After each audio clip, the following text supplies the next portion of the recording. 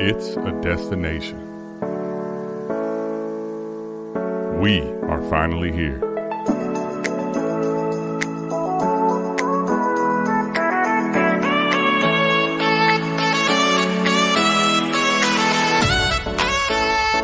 Let's go.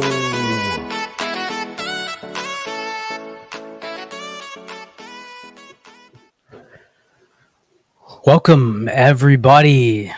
Another episode of Destination Dynasty. I am finally back. As my co-host on America's Game would say, Scott's a destination. We're finally here.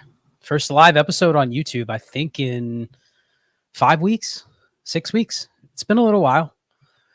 I've done a lot of content since then. A lot of podcast appearances, a lot of Destination Dynasty shows, some collaboration. Stay tuned. We'll talk a little bit about what's coming up on Destination Dynasty as we get towards the end of the show. Tonight's topic or theme is going to be startups. I did a couple of episodes recently on startup strategies. Looks like we have the chat booming with some startup questions. Got a couple at the beginning. I definitely want to get to those. Shout out to everybody that's here. I saw a bunch of people already saying what's up in the chat.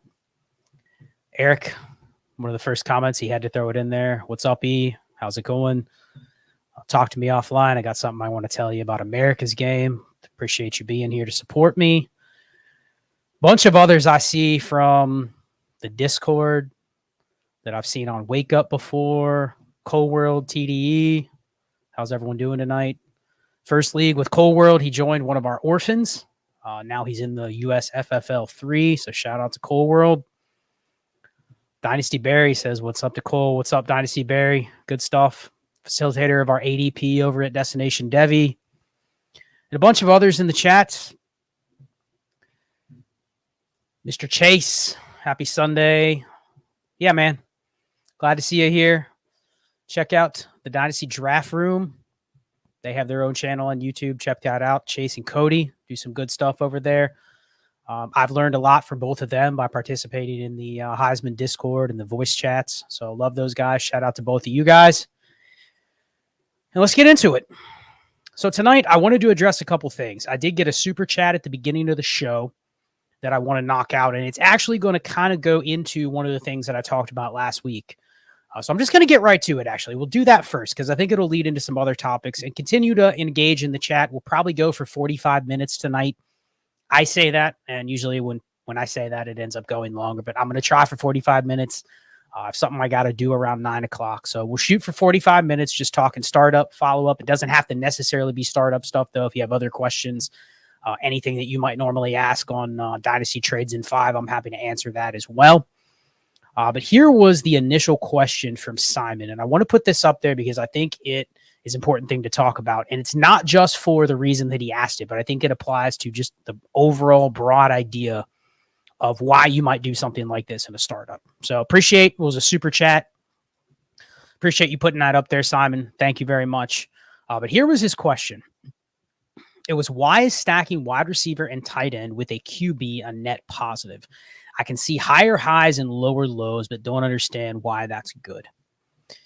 So the way I referenced, and I'll keep the question up there while I'm giving the answer just for a couple seconds, but why I referenced this in the startup episode and why I've talked about it numerous times in the past is we're always looking for trends when it comes to player results, when it comes to ADP values. We're always looking for trends.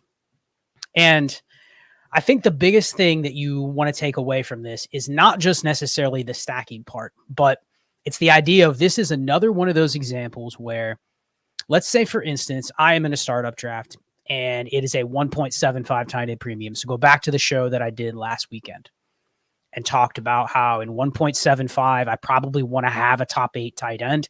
I took Freiermuth in that mock exercise that I went through, but you don't always get that.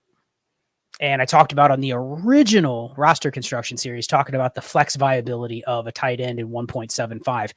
You can flex them. You can flex them at least up to like the top 12, top 15 or so. You can flex those guys if you have 2 of them. So it's not a bad idea if you're to take 2 top 10 tight ends, let's say 2 top 10, 2 top 12 tight ends in a 1.75 startup.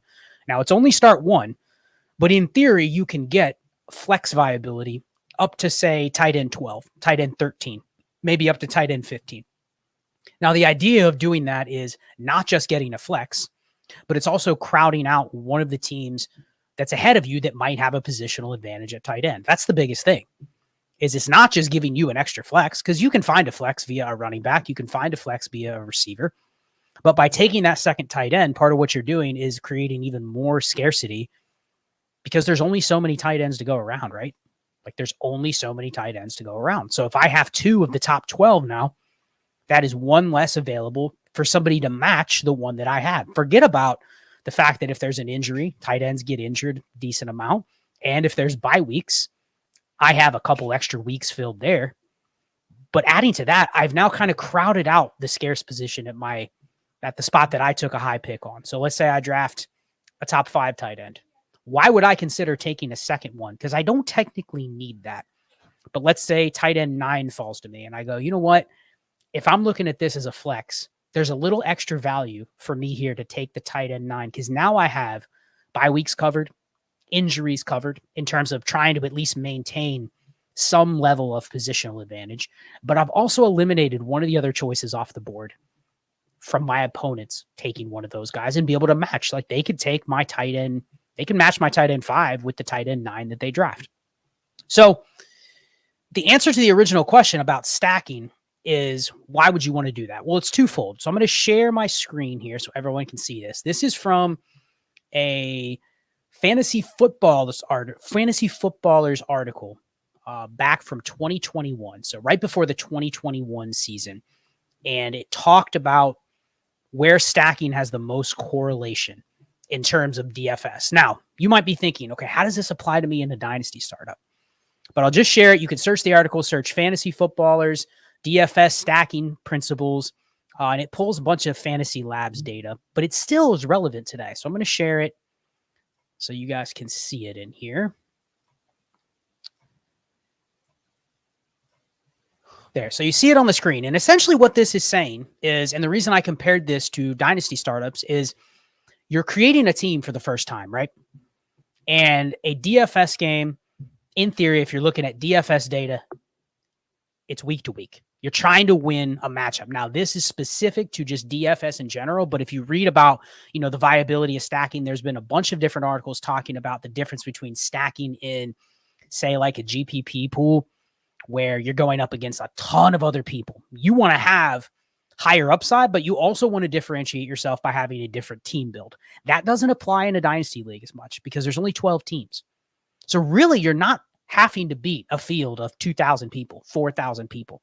That doesn't matter. So a lot of those like really, really zig or zag strategies don't necessarily apply as much in a dynasty league. But in terms of the head-to-head part, so you're talking about a cash game, or you're talking about like a really, really small field, like you're playing, a 3-person head-to-head matchup in DFS. That's going to apply. That's kind of like dynasty, because most of our dynasty leagues, we're either playing against the field, so we're playing against like the median every single week, or we're playing against just a head-to-head opponent. Sometimes you're playing double headers, but you want to win week to week. And that was the original question, was how does this apply? Yes, there are higher highs, and yes, there are lower lows, but why would you want that? So this is the first reason. If you look at the correlation on this chart, so over on the left, you have the QBs. That's the position that it's being compared to.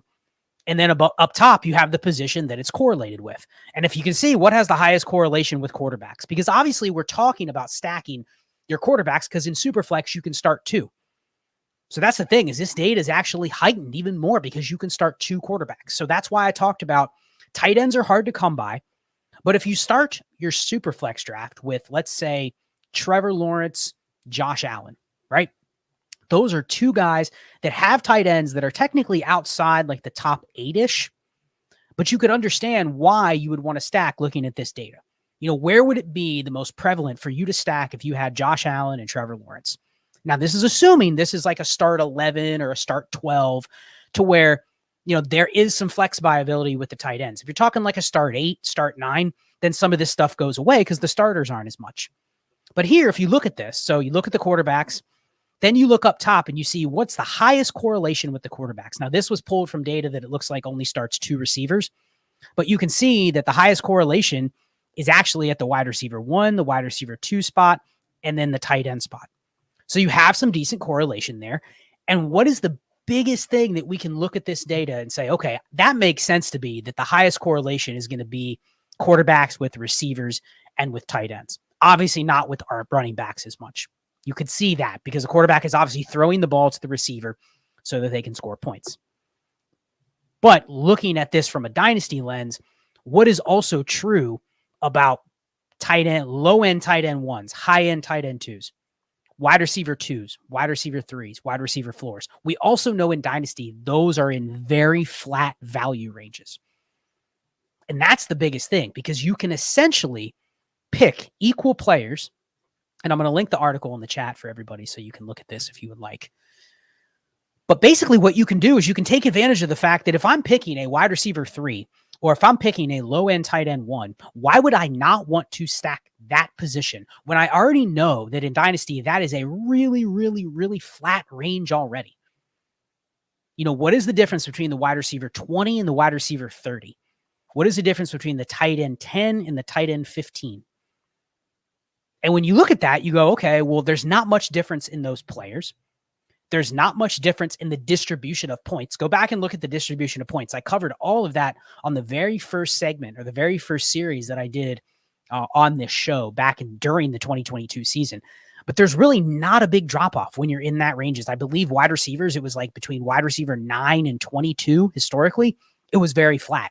You want those guys. You want as many of them as you can get, but it's very flat. And then after that, it really flattens off when you get into the wide receiver 3s and wide receiver floors. And if your league is deep enough to where you have to flex 4 players, 3 players, or maybe you have to start 2 tight ends, or maybe it's the premium where the tight ends have viability in the flexes. That's where you're looking at going, okay, I'm not really getting an advantage if I'm picking the players.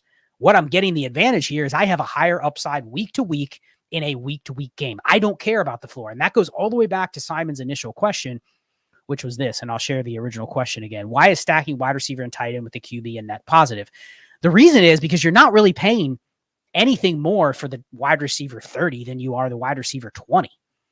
In theory, right? Like distribution-wise, you're not paying too much difference in terms of how they're impacting your scoring from a week-to-week or even a season-long basis. But you are getting higher upside. You can see this correlation data. You're getting higher upside, and that's all I care about.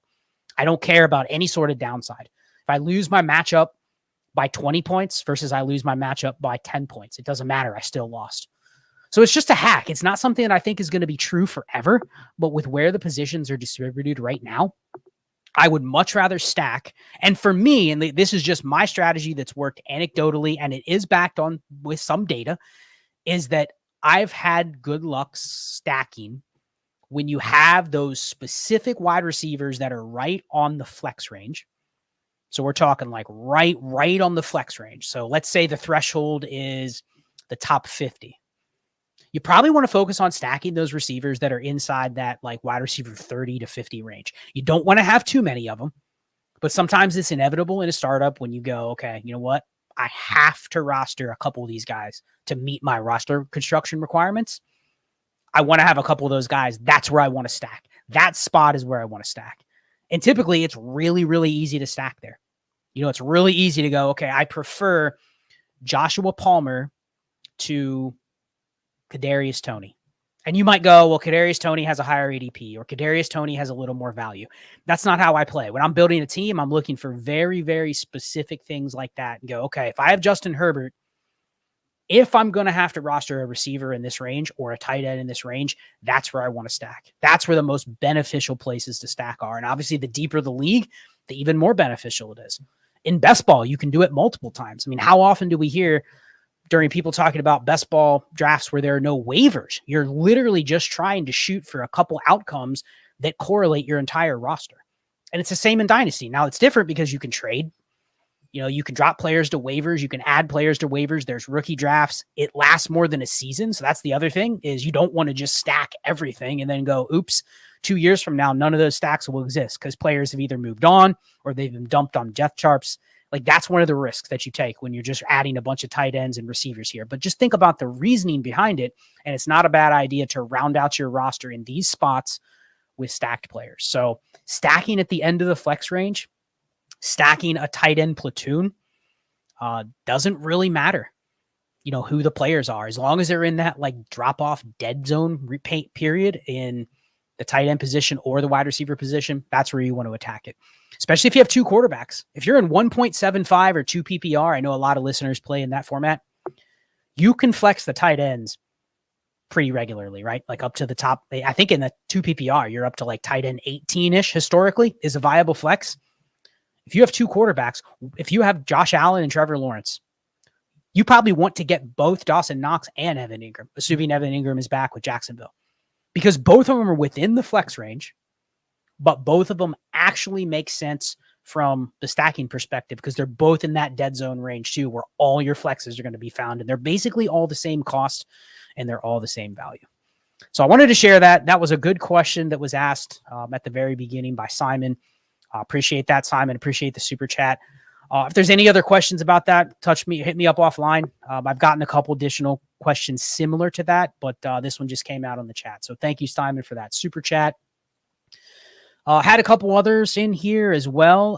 Fly Meatwad put a similar question up, but talking about stacking in best ball.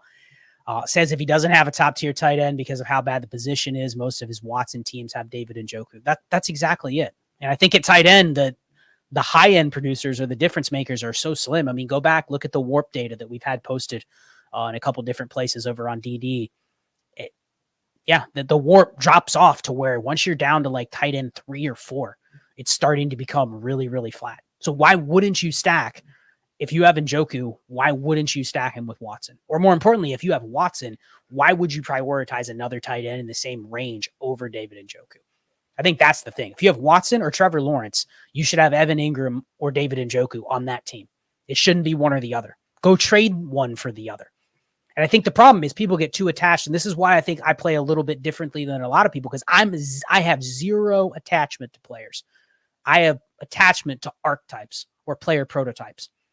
So you might say, well, yeah, you're way too attached to like elite QBs. I'm way too attached to elite QBs. I don't care who the name is, but I don't have attachment to players like in the David Njoku, Evan Ingram range.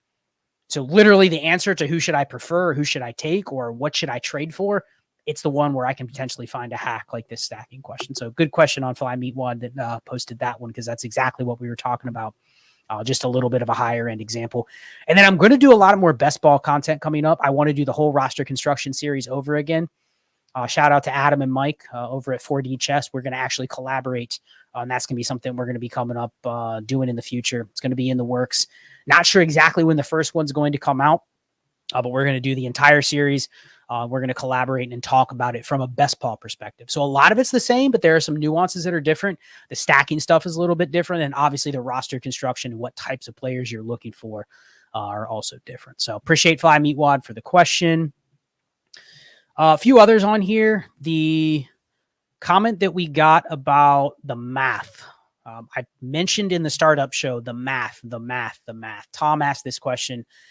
You've often heard me refer to the math of shallow leagues compared to deep leagues. Can you explain this a little more detail? So Tom, of course. So I did the original roster construction series, and it was based on a 12-team start 10 Superflex league. And I laid out exactly how many roster spots there are. I gave different examples of like what the tight end premium might be and how that changes your roster construction. But that's essentially what it is. It's really taking a high level view. And if you're in the Discord, you'll get access to the scoring matrix. I'm actually working on revamping the scoring matrix, trying some different things with it. But you've heard me refer to the scoring matrix before. And if you haven't, basically what it is, you're just plugging in the data from your league. You're looking at the scoring and you're just trying to figure out trends. You're trying to figure out, what is the spots where maybe the replacement value is a little bit higher at this position or that position. And that's the math. It's really trying to come up with what is my roster construction, which that's what I've talked about on the last couple shows and in the roster construction series. How many quarterbacks, how many running backs, how many receivers, how many tight ends? What is ideal for this scoring or these settings? Like, what is the range I'm trying to get to? But oftentimes you're not always there, right? Like you're not there perfectly. That reminds me of another question that I got about what happens if my roster construction isn't perfect out of the startup. That's okay. That's okay. Just understanding where you want to be and what is optimal. It doesn't mean you always need to be there. Sometimes you don't get there because the league doesn't let you.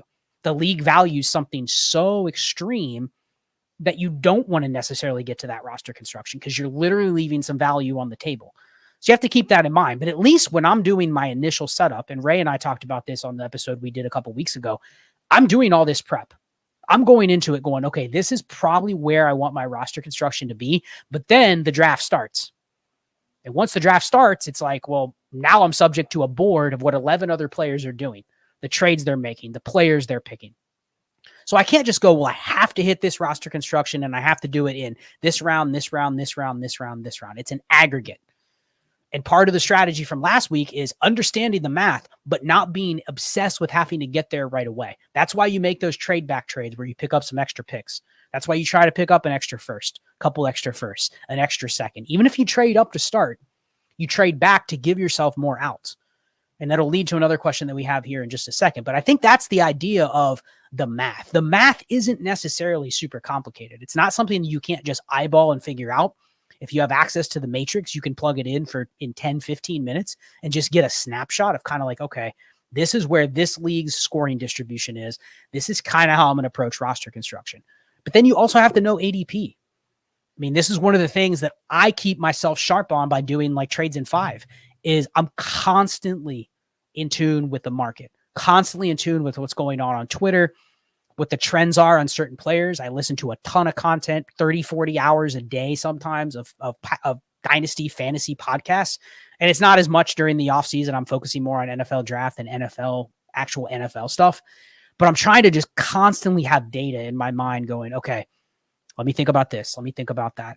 And then just interacting with people in the Discord, interacting with people in our group me, in our Dynasty and Chill Patreon, playing in 50 leagues of my own. Like, I feel like I have a pretty good pulse of the market. And you kind of have to know that. And maybe it's easier for me to say that versus somebody that's just joining, their second league or something. But there's a lot of aggregated data out there to go, okay, I can find somewhere. Just use Keep Trade Cut. It's not perfect, but at least you have something. So you're taking that math. I know what the math should be. I kind of know what these variables should end up being. But now I have a league of a bunch of values, a bunch of players, positional values. And that shifts as you're in your startup. So I think it's just understanding, like, generally, what is the value of a bench player in this league? What is the value of a roster spot in this league? What is the value of the 10th running back on my team in a league where you can only carry 21 players? I got an FFPC question the other day. It's 20-man rosters in FFPC. It cuts down to 16. So what is the value of the backup running back that has some talent in the FFPC? It's not as high as a league where it's 30-man rosters. And that's just quite simple because the people stashing those types of players, they can't hold them all. So you're actually more likely to find that type of player on the waiver wire. It erodes the talent pool that is on people's rosters, and it frees up more talent that's on the waiver wire. Deeper leagues, what can you typically not find on the waiver wire in deeper leagues? We're talking 30-plus man rosters.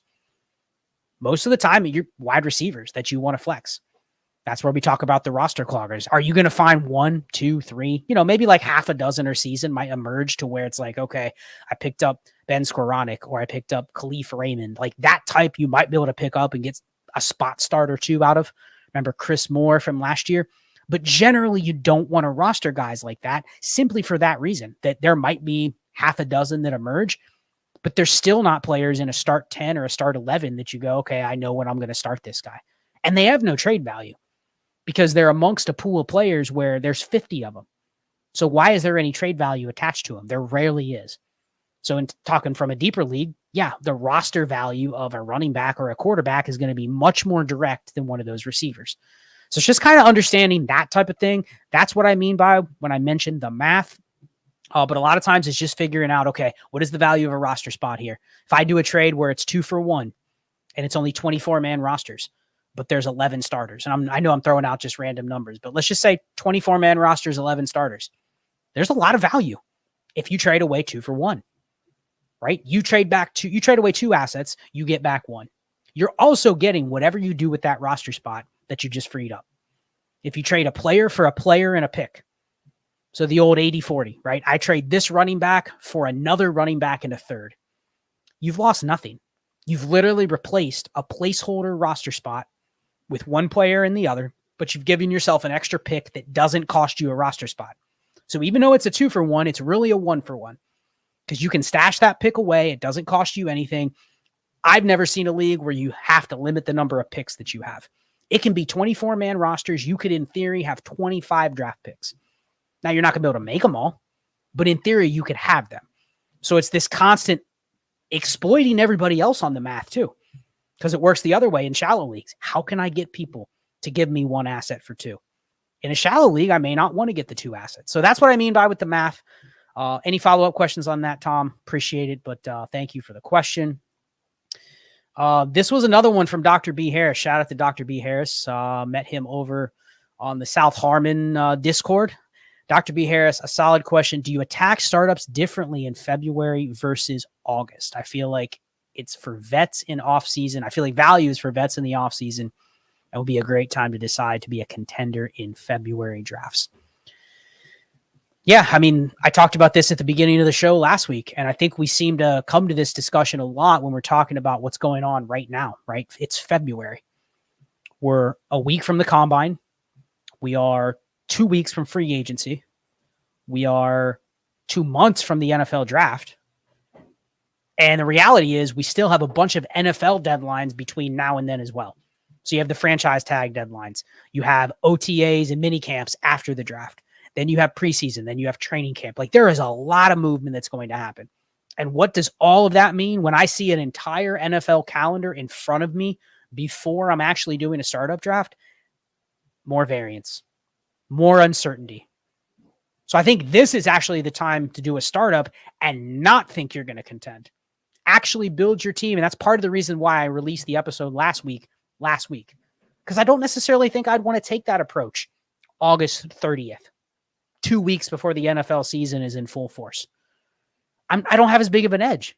A lot of those picks where I'm going, I don't care about picking in round 5 versus round 9, round 4 versus round 8, round 6 versus round 11. I mean, I essentially said that last week because there's a higher chance that I'm making those picks today and they end up much closer to equal than probably what they'll be in August. August 30th, there's going to be a lot more efficiency. There's going to be a lot more data known.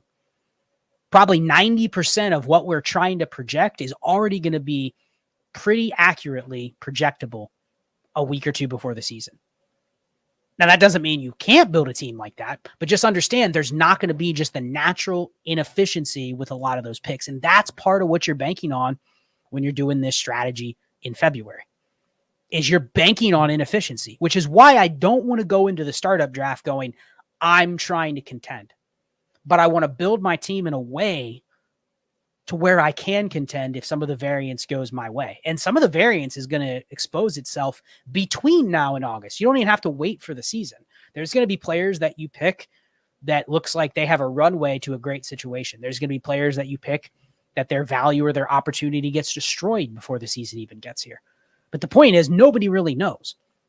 So that's where I'm going to embrace the fact that, okay, I'm going to trade back. You're going to give me a first, and I'm only going to move back 5 rounds in the startup. And we're both going to probably end up picking a wide receiver, or you're going to pick something because you need it versus I'm just going to pick something because it's the best value. And I think that's where you take advantage of the fact that you have 7 months before it matters. The other person still has 7 months, but they don't have the outs. They've traded away their future picks. They don't necessarily have the roster construction that they want. They have clear holes in their roster construction. Maybe not the players, but they have clear holes. And that's one of the reasons why I'm trying to hit the roster construction if I can, especially around the quarterbacks. I don't want to go into the season going, I need a quarterback. I don't have my future picks. That's a real easy way to go to, you're not going to contend. At least the way that I'm trying to build now is I want to have a team where it's a live contender. But if I don't contend, I can easily go, you know what? Week 8, it's not working out. I'm going to pivot the other way. Boom. I'll just play for 2024. But I can go both ways. So not only did I build the team with the construction that I wanted, I can easily go both ways once the season gets here. And a lot of people can't do that if they trade away their featured picks, especially. So Dr. B. Harris, appreciate the question. Thank you for that. Sam did a $19.99 super chat, and I didn't see a question on there, Sam. I know you've asked many questions in the past. So if you have one that you want to fire up, let me know. I'll certainly get to it before the end of the show. But otherwise, just let me know. Appreciate the super chat. Thank you very much.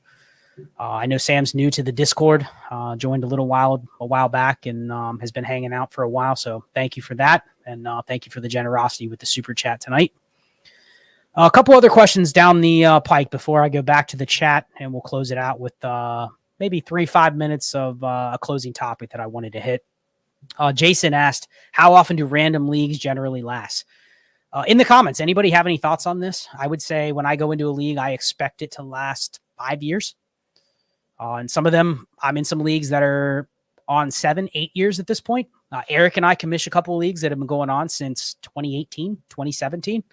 So we're getting up there, 5 years or 6 years at this point.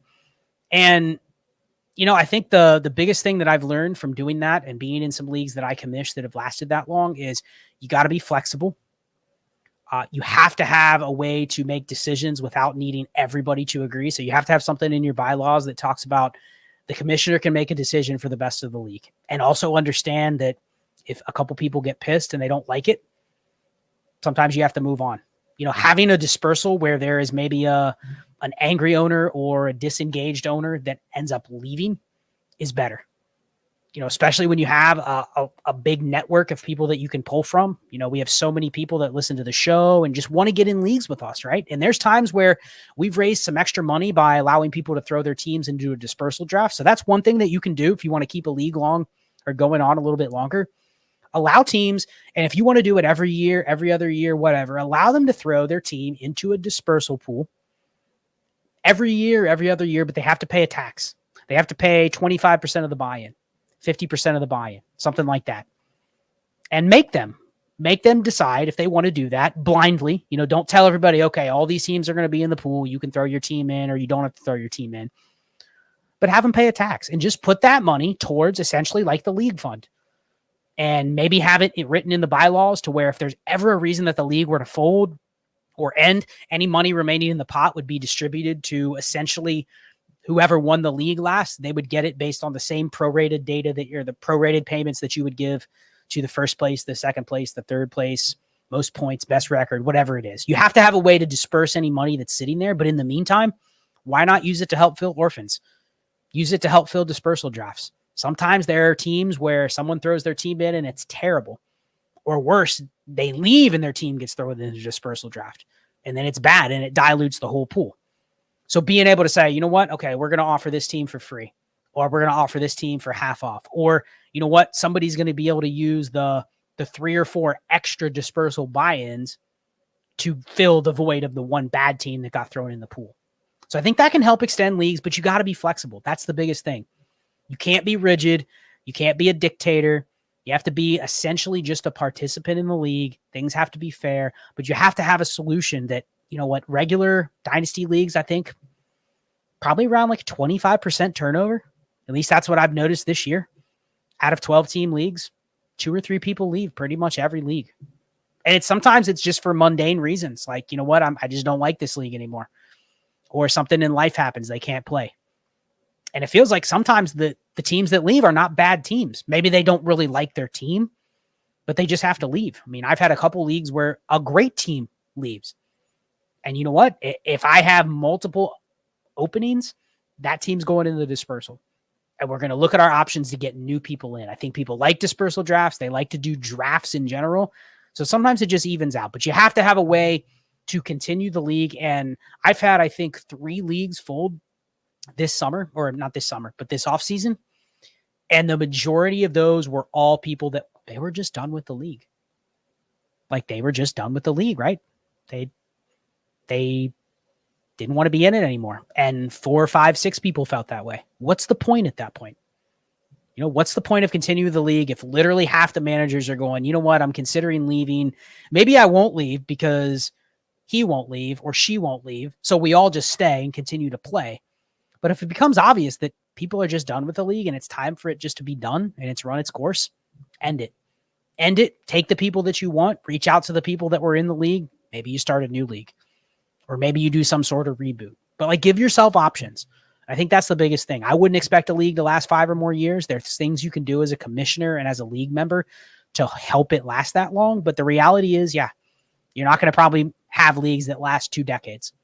So I think that's something important to discuss that doesn't really get talked about when we're doing analysis. And I think everyone that talks about playing in a 2 to 3 year window is correct, because you just simply can't predict the future, especially not 5 years down the road. So appreciate that question. I already shared a couple of these comments. Dynasty Barry threw a question in there, so I'm going to get to that. Here you go. What up, Barry? Scott, talk to us about how you handle auction startups and how your process may differ versus a snake. What you do to determine player values and how do you adjust as the auction proceeds? Man, so I'm going to be honest. I've done a lot of auctions. We've done all the USFFL leagues. Those are auctions. But I will say my process of doing an auction is not nearly as refined. And that's probably hurting me a little bit. I have not sat down and actually built an auction model that I feel comfortable using. I've done a couple in the past where I've literally like modeled out what I'm going to pay. I've tried to correlate ADP value versus auction dollar value. The problem is an auction is a dynamic market. It's constantly changing. Day 1 can lead into day 2, which can lead into day 3. And then you look back after day 10 and you go, well, none of those prices make sense. Players that were auctioned off on day 6 are higher than a similar player that was auctioned off on day 3. But then the prices took a drastic turn down, but it really had nothing to do with the player. It was all about the timing. It was all about the timing of when the player came on the board. So I think that's the biggest thing, Barry. It's not even about the players versus the dollars. You know it because you've been in some USFFL leagues. I think everybody that's participated in those would probably tell you all of them were different. So yeah, you could look back at the first one and go, okay, I'm going to prepare with this to the second one by using the first one's data. And then you get into the second one and you go, well, this is different. This is different. There's some slight settings that are different here. The scoring's a little different here. I can't really use that, because then it comes down to when are the players being put up on the board? You know, in that auction specifically, there's a limited number of players that go up at once. There's a certain amount of time that goes by, and then the players are gone. And then there's more players that go up. So I think that's where, and if anybody out there has the ability to put this into something usable, like if we can come up with a tool, and when I say tool for auctions, I don't want a tool that measures what a player should go for. To me, that's useless. That's absolutely useless, because you have to base that on some sort of cookie cutter form of league. And we're not probably playing in a lot of those. So right away, it's out the window. You know, who cares what this player should go for percentage wise? Because how does that change if it's 0.25 point per carry, start 2 tight ends, start 13, best ball with boosted quarterback scoring? You can't adjust it. It's way too much. Then it's irrelevant. Whatever data you're using is irrelevant. What I think the way to approach this would be, what I'm envisioning in my head is, it comes down to, like, if you just took each player as I don't even want to say a value, because it's really not a value, but they're a placeholder, right? So player 73 in this ADP list would be in the same range as player 74, 75, 76, right? You have to have a way to kind of tier or rank the players. But most importantly is when you take that, what is the budget? How many teams? Can you trade auction dollars? Are there any limits in terms of bidding? The USFFL leagues, for instance, you can only bid on 2 players at once. There's only 12 players on the board at once. So those 2 dynamics right there change the strategy. And then you get into specifics of how the auction's being run. Is it by position? Is it by ADP? How many per day? What is the clock? You know, can you trade auction dollars is a huge one. If you can trade auction dollars, you can't strategize for an auction. You literally can't. You literally would have to have something that's updating in real time based on, okay, this is the current market. This is a player that's in this tier. This is what they should go for based on this current market. But then if the high stack trades for double the auction dollars, how does that change? Because you're usually bidding up against a couple different people in an auction. So that's my answer, Barry. I know it's not great, but honestly, I would say it's more gut feel. It's more of, this is what I want to do here. This is the room that I'm playing with. A lot of those leagues that we're doing with the USFFLs, I know who I'm playing with. I know probably how they're going to try to build. Maybe I know some players they might like or don't like what is the overarching theme of what this league is going to be about. And then it's still trying to hit my roster construction based on the scoring matrix. And sometimes it's harder to do. It's really hard to budget that out from the beginning, as you know. But good question. One that I think I should dive into a little bit more in the future. I don't think I really have a great process at this point. So apologize for that. Don't have the answer to that for sure. Next one, we had a super chat from Avatar. Appreciate you, bro.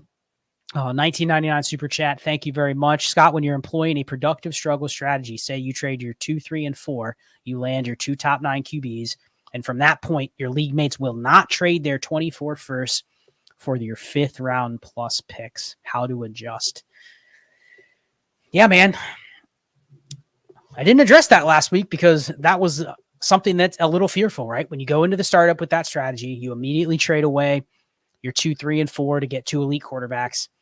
But then you can't get those deals where you trade back, right? You can't get those deals where you can get the 24 first and a 10th rounder for your 5th. You can't get a 24 first and an 11th rounder for your 6th.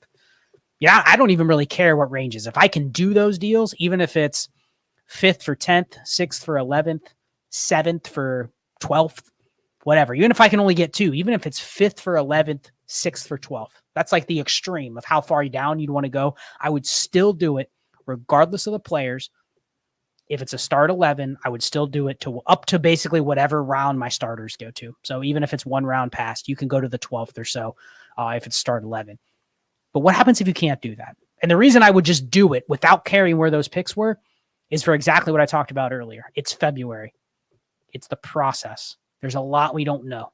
I'm still getting that leverage by getting that future first banked. A lot of times what you'll see is the players people are picking in that round 5, round 6 range are not players you can easily transact on the market for a first anyway. So the fact they're giving you a first and they're giving you another shot, even if I've now pivoted from drafting Jerry Jeudy and I get Josh Palmer, reality is somebody like Jerry Jeudy probably isn't even worth a first to begin with.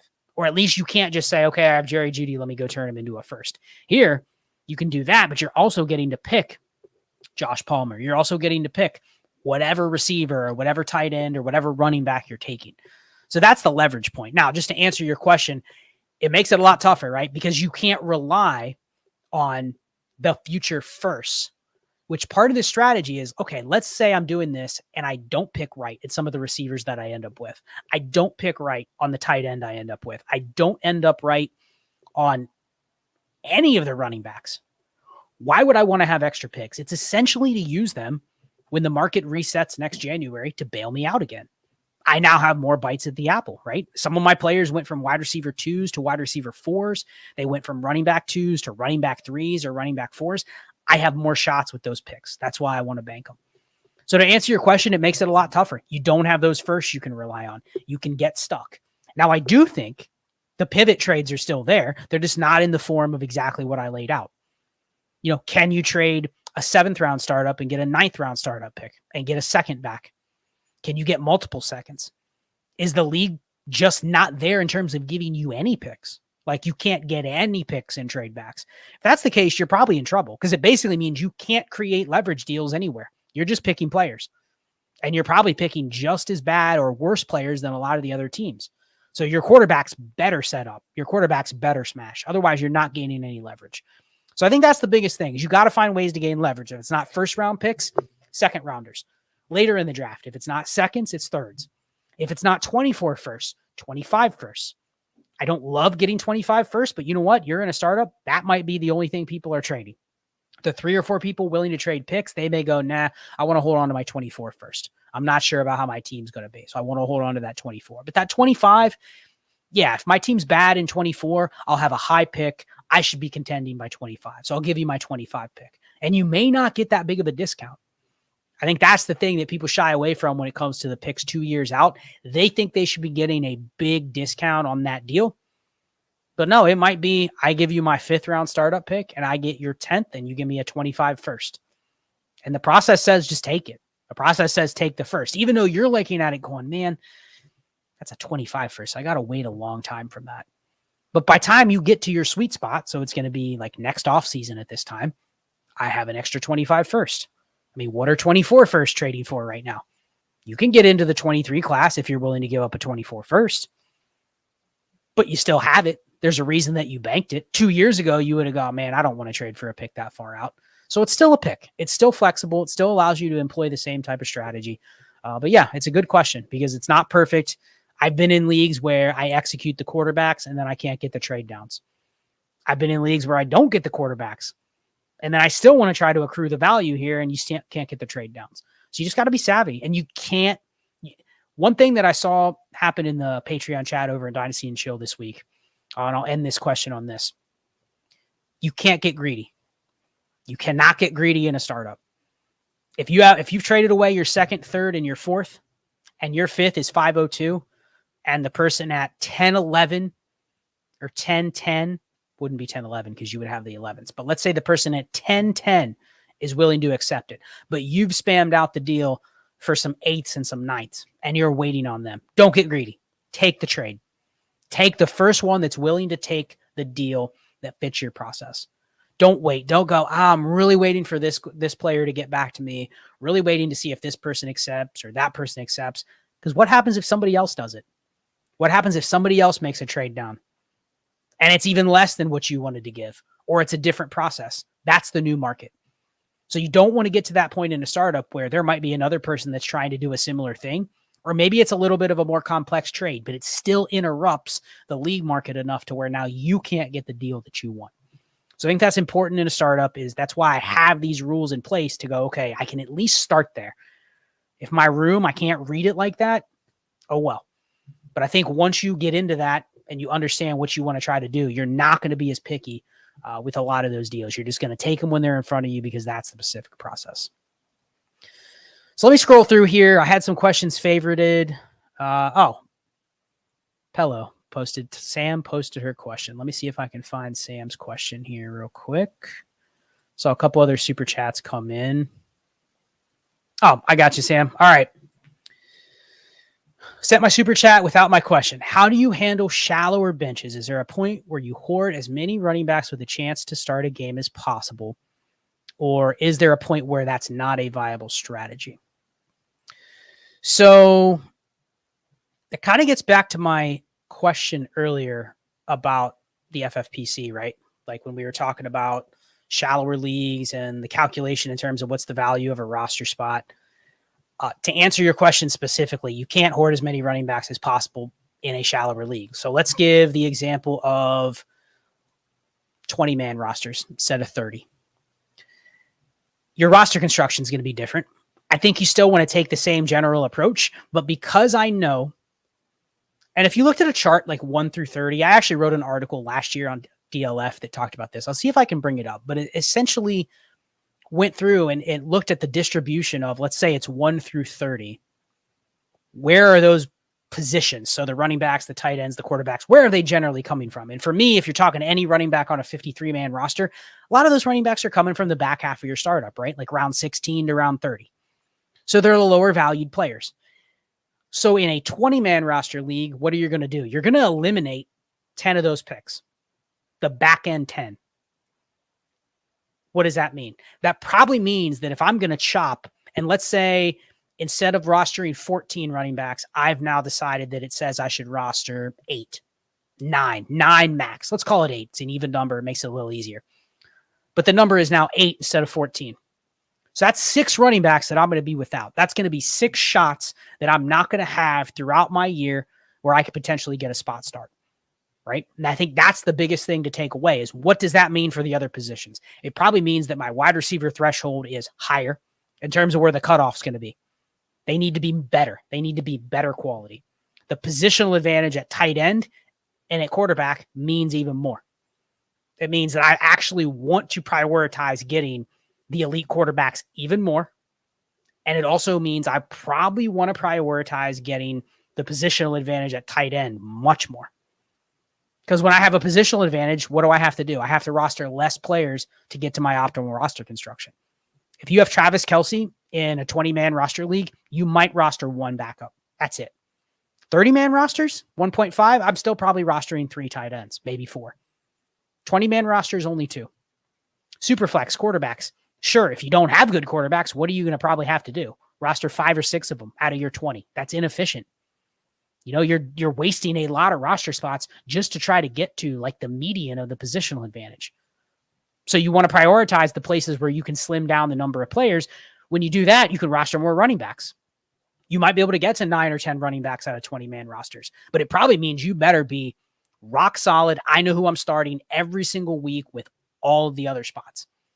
So sure, if you can get 6 top 36 receivers, if you can get a top 5 tight end, and you can get 2 elite quarterbacks, right there, you have those 8. And that's a nice place to start, to where it's like, okay, that's only 8 out of 20. I can focus the other 12 with mostly running backs. I can probably say I can use 10 running backs instead of 8. And maybe you carry a third quarterback.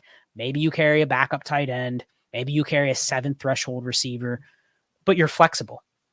You're not dead in the water if you don't do any of those things. So I think that was the biggest thing, is adjusting for the number of roster spots and understanding where you can expand at almost no cost. What is the value of the 11th running back on your roster in a 30-man lineup league or a 30-man roster league? Very, very little. Very little. All it is essentially the value of a roster spot. So when you get to shallower, well, the quality of those players that are going to be on the waiver wire are going to be higher. So it actually makes your advantage of rostering with this roster construction less, because there's more of those players out there. More people can do it, and they don't have to pay as much attention to the specific players that they're getting in that range. So good question, Sam. Thanks for the super chat. Hopefully that helps. Obviously, you can unfold more of this stuff in the Discord. Check out the Discord at patreon.com/allgas. We have a lot of content over there, not just the podcast and the YouTube and the Raised Film Room, but just chat. You can ask questions like this, and if you're lucky enough to get one of the Heisman spots, we literally talk about this stuff constantly. During the weekdays especially, we talk about this stuff constantly. So this type of strategy and how this would make sense, and it's a lot of times it's actionable because you have leagues where people are actually doing it while they're talking about it. So I had a few more super chats that I want to hit. 2 more, and then I'll get going unless I see a couple others in there. Daily It Up, is that a Big Blue Nation hoodie? Yes, it is. I went to Kentucky. I am a huge Kentucky fan. So yes, I am decked out in my Kentucky gear this evening. So appreciate you. Taylor had a super chat, debating tiering back from the 108 to the 110. 2 questions. As of now, where does your tier 1 break before tier 2, 3? What is that price in picks to do it? So Taylor, I'm assuming you're meaning rookies, but I'm not sure because it was a startup theme. So clarify for me in the chat. I'll table that one until I get an answer from you, but just clarify, is that 108 to 110 in a startup or 108 to 110 in a rookie draft? I'm assuming it's rookie draft, but just let me know so I can answer it before we end the stream. And then I'll get to Vince's question here while we're still going. Vince, part 1, 12-team Superflex start 10. I fully implemented your startup strategy in a new league, but I broke one of the cardinal rules, and I'm curious on your thoughts. And let me get to your second part here, Vince. Give me a second. Part 2. After trading down and acquiring a 24 first, I decided to take 3 firsts and trade back into the first round. Now I own the 104, the 105, and the 107. I still have a 5th plan. Plan now is 2 top 5, part 3 quarterbacks and Justin Jefferson. League scoring is half point PPR for running backs, full PPR for wide receivers. I don't hate it.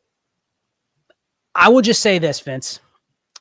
I would be tempted to draft 3 elite quarterbacks. And I know you're probably looking at me with a stink eye because I'm saying draft 3 elite quarterbacks in the top 7. And part of it is probably because what you just paid, I feel like the one asset I could potentially draft and find myself being able to net more than what you just paid would be a quarterback, especially if I have 3 top 7 picks. And I know that's going to be weird, and it's probably going to be hard for you to build a contending team without liquidating one of those quarterbacks. But I'm kind of just sitting here going, man, if I have 3 of the top 7 picks, it's like a league where I already have Justin Herbert, Trevor Lawrence, and Deshaun Watson.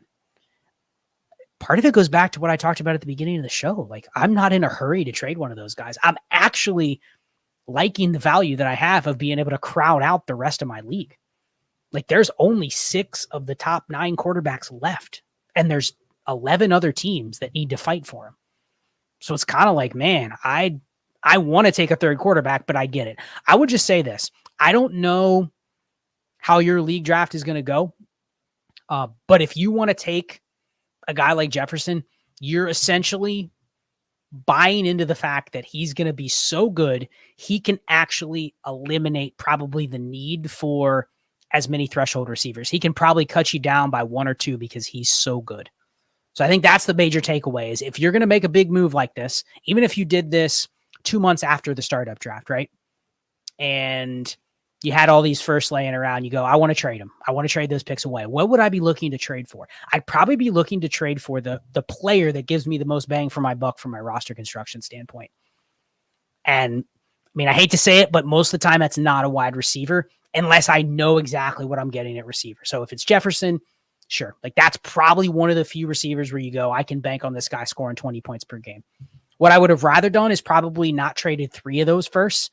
Maybe just kind of looked at the board and decided, okay, maybe do I want to make a big move and trade 2 firsts to go get a positional advantage at tight end or a positional advantage at running back? I would have rather done that rather than pay the 3 firsts for Jefferson because now I've forced myself to draft Justin Jefferson over one of the elite quarterbacks. So I'm actually going to be giving a little value to the teams that are after me at that 7 spot for the exact reason that you traded for the future first in the first place. So I get it. I'm never here to sway people away from playing the league how they want to play. But I'm just giving you an honest view of what I would have done. I probably wouldn't have done a move like that right away. I would have waited until we get closer to the season and maybe use those picks in a different manner. But I'm tempted. I'm tempted to take 3 elite quarterbacks. But you know what? Have fun. Get the guy you want. If you want to build 2 elite quarterbacks and Justin Jefferson and that's your team, go for it. Don't have any issues with that. Taylor, I didn't see where there was the follow-up to your super chat question in there, so I am going to jot this down. If I missed it in the chat, anybody, let me know, but I didn't see a follow-up to Taylor's. So I'm just going to answer it, assuming that it's the 108 to 110 in the rookie draft. If it's a startup, I'm probably just taking the approach that if I'm at the 110, I'm not going to offer a ton to get up into the top 9. I talked about this last week. I'm just going to kind of bet that maybe there's one mistake. Maybe somebody like Watson or Fields falls to me at the 109 or 110 and just get my quarterback that way. But I'm assuming this is a rookie pick. Stay tuned for a couple more shows we're going to be doing on Dynasty Trades in 5, Taylor. I don't really see if I have to pick right now. I think the Superflex tier break right now is probably about 107, 106, 107. This is assuming that there's going to be some chalk picks in these drafts. And right now, picking at the 106 is the one spot where I go, okay, if I know that I have to pick a wide receiver with that pick, that's where I'm getting a little bit leery of using a 105 or 106 on a receiver. And I say 106 because for me, assuming he gets draft capital, I'm taking Bryce Young, CJ Stroud, Anthony Richardson, Bijan Robinson. And it would be hard to argue with taking Jahmyr Gibbs if he gets high draft capital as well. Simply because of the positional advantage and probably how most of my teams are built. I would prioritize him at 105 before any other receivers. So 106, 107, 108 is that range where it's like, man, I probably am going to have to take a receiver because that's best player on the board, but I don't want to be the first one to pick the receiver. Now this is February. We haven't even had the combine. We haven't had any sort of draft buzz. We haven't had any draft actual landing spots yet. So this could change. There could be an easy, clear-cut wide receiver 1 that's going 105 or 106 or earlier, and it's like, what are you talking about? I wish I wouldn't have traded away that pick. My point is that I think at that 108 through 110, you're clearly falling into the range of, I'm not really sure. So I'm okay trading back for almost anything I can get. Might you miss a tier by a pick, and that sucks? Yes. But that's the risk that you take when you trade picks right now anyway. If you're trading up or you're trading back, you're usually just using like historical data to say, this is probably a pretty decent bet. I move back from the 108 to the 110 and you give me a 2024 second in a start 11 or a start 12 league. I'll take that all day. Even in a start 10 league, it's extra value that I use towards something else. So good question. Clarify, hit me up, message me here, put comments in this. Once this ends and gets archived on YouTube, let me know in here or message me on Twitter, Twitter handle, obviously at Charles Chill, FFB. Message me with some follow-up on that and just clarify, and I'll help you out if I see the follow-up. So thank you for the super chat. Time flies. I apologize. It is much more difficult than I'm used to doing a solo show and monitoring the YouTube and handling the super chats and trying to shuffle through a bunch of data that I'm giving at the same time. It's definitely something I'm working on. I'm going to continue just to do these, every couple weeks or so, just to kind of get these reps in and going live on YouTube, managing the chat. One thing about Dynasty Trades in 5 is a lot of times I don't have to do any of the work. Clay runs the show. He asks all the questions. Shane monitors the chat. Shane picks up all the super chats. I'm usually the one they're like, yeah, you got to have data ready to go. But, the majority of the time we went to answering the questions. So I definitely appreciate those guys, and it's much harder to do it all on your own. So if I missed anything, a bunch of people saying great job in the chat. Thank you for that. I'm going to keep working. I'm going to keep trying to do these, learning on the fly. I appreciate everybody being in here. I mean, it's awesome. We had almost 200 eyes on the show for much of the show, and we're still over 100 right now. So as I continue to keep growing on this channel, keep bringing your questions. Let me know what you want. If I missed you tonight, hit me up. I'll announce where the next stream is, and check out everything going on over at Destination Devy at patreon.com/allgas. The newsletter, subscribe to that. Literally, the content over there is worth paying for, but you get it for free. And I don't say that lightly as somebody that's worked for many, many fantasy sites, seen the content that goes out daily. It's definitely something that's worth, paying for. It'd be worth a subscription, and it would be worth somebody's monthly dues. It is allgas.beehiiv.com/subscribe. Check that out. Enter your email, and you get content over there once a week. So with that, I will go ahead and sign off. I appreciate everybody again for tuning in. Probably do this again. I want to do one before free agency. So maybe the week before free agency. So that would be, I believe, March. Free agency starts the week of March 13th. So plan on March the 12th. I know that's Selection Sunday. But after that, maybe we'll do a quick show, just kind of talking about some stuff that could happen in that upcoming week from a Dynasty perspective. So I appreciate everybody, and I'll go ahead and sign off for the evening. Be chill all.